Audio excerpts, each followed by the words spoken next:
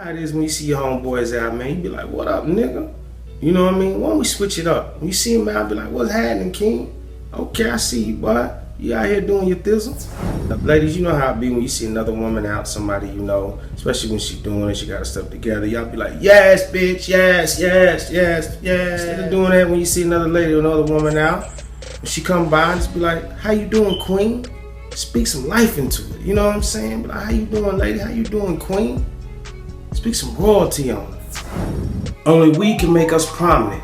So let's start with something small and build from there. Since words are known to change the course of history, let's challenge what we speak starting right now. Let's do a challenge. Let's put an end to the word nigga and bitch in our race. Instead of using nigga, why don't we use king? Instead of using bitch, why don't we use queen?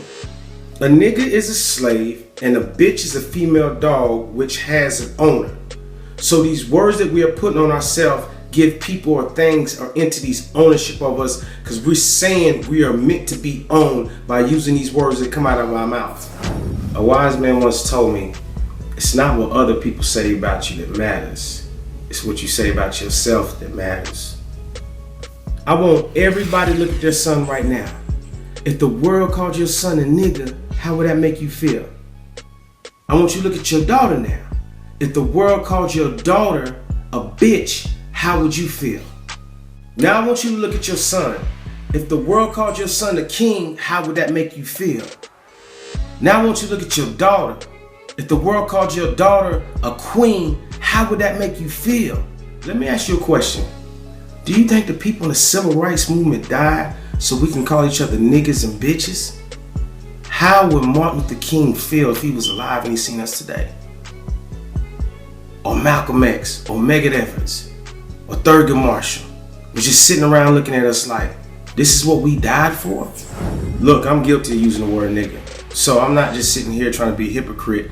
I'm doing the challenge. I got accountability. I got people around me. So when I mess up or I fail, there are ramifications for me doing wrong. So I want everybody to take the nigga and bitch challenge. This is what you're going to do. You're going to get some accountability partners. You're going to sit down, 6 to a group, 2 for everybody. You're going to say, look, every time I say the word nigga or every time I say the word bitch, I'm going to take $1 out, $5, $10, whatever you want to do. I say start with $1. I'm going to take $1 out and put in my nephew's or niece's college fund. I'm going to take this dollar, I'm going to do that, or I'm going to invest into a black business. Every time I'm going to save those dollars up, and when it cashes out, time to cash out after a month, I'm going to give to a black business, or I'm going to put towards my niece's and nephew's college fund. Watch this change the course of history. Look, we share everything. Share this till you can't share it no more. Have your friends share this. Make this go viral. Let's start changing inside of ourselves. The stuff that we have witnessed is not a game. We are tired. I know everybody's tired. This one was different. It's something in the air, and let's make change within ourselves. We can't point the blame at anybody else if we ain't blaming ourselves for the decisions that we make to get us here. We can't change our past, but we can change and dictate our future.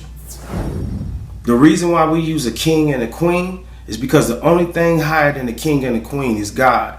Can't nothing stop the reign of a king or a queen but God. Listen, y'all, change happens over time. Change starts with the small decisions that you make every single day. So let's start with the small decisions that build up into a huge change and propels us into a greater, more prominent and promising future. Ain't nothing gonna change until you change from the inside out. I once heard a great man say this: change ain't change until something changes. I want to leave you with this. James chapter 3, verse 3 through 9, ESV version. It says this: if we put bits into the mouths of horses so that they will obey us, we guide their whole bodies as well. Look at the ships also. Though they are so large and driven by strong winds, they are guided by a very small rudder. Everywhere the will of the pilot directs, so also the tongue is a very small member, yet it boasts of great things. How great a force is set ablaze by such a small fire. And the tongue is a fire, a world of unrighteousness. The tongue is set among our members, staining the whole body, set on fire the entire course of life, and set on fire by hell. For every kind of beast and bird, of reptiles and sea creatures can be tamed and has been tamed by mankind, but no human being can tame the tongue. It is a restless evil, full of deadly poisons. With it we bless our Lord and our Father, and with it we curse people who are made in the likeness of God. Words have power.